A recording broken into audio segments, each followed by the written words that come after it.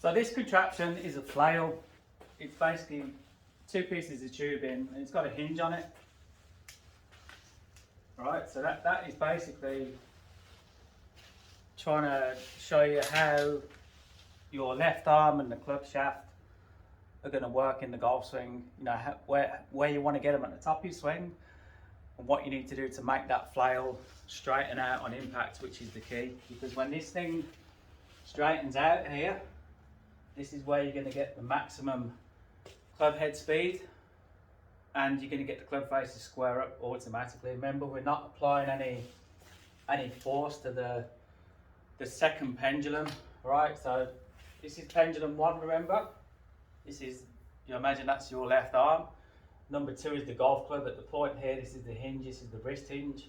So remember, we're not applying any force from the hands. We're not trying to cast, right? If you do this, obviously you're not gonna be able to straighten it out, right? So this is basically gonna help you visualize how your downswing is gonna work and what you need to do to get that club square on the ball consistently with lots and lots of club head speed. So I messed around with it a little bit to begin with. I videoed it in slow motion. I let it go on its own weight to see what happened.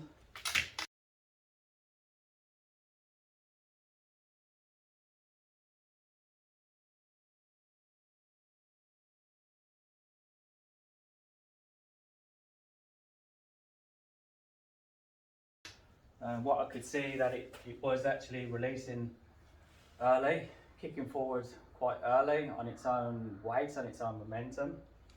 Then I did another experiment where I was pulling for a little bit to a certain point, so I'd pull down and then let go.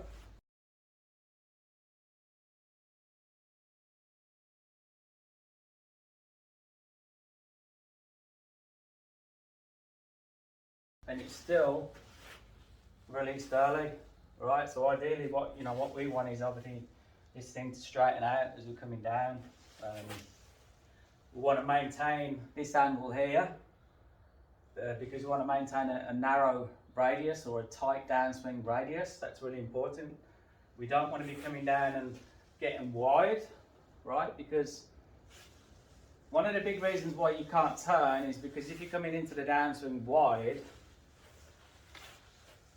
where maybe you're casting or you're just not doing the downswing properly. If you start coming out wide, start casting, this thing gets wider, that stalls your body rotation. I talk about the ice skater when their arms are out, they twirl around slowly. When they tuck them in, tighter radius, they twirl around quicker. So in the downswing, we need that tight radius so we can use that angular momentum to turn easier without trying. So ideally on the way down, we're trying to maintain this angle. We're trying to make sure the wrists don't uncock until we get down to about here. Then they're going to go. Then they're going to release all that energy into the golf ball. So obviously you can see it doesn't work by letting it come down on its own. It doesn't work by giving it a little bit of help at the start because it still releases early. So what I've ended up doing, I was trying to maintain a pulling force on this point here, right? So this point here, this pulling action that I'm talking about is what I'm talking about here in the grips. At the top of the swing, we're trying to feel that we pull from here, pull down in the direction of the golf ball. Because that pulling down actually helps you maintain that wrist angle. I know a lot of you are losing it pretty early. You know, there's many reasons why, but we're just sticking with this today. But we're just trying to feel like we're pulling down. It's going to help you maintain that tight downswing radius, so you're going to turn a lot better. So my final experiment was to try and keep pulling. Right, I mean, luckily I had a bit of flexible pose here, so I was able to quickly think of something to create that pulling force. Alright, so what I did was this.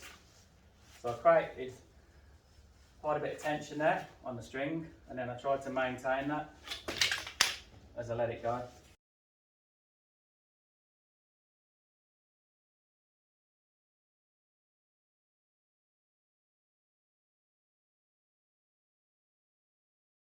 And as you can see in the video, how the thing straightened out, and that was maintaining that pull all the way down and through.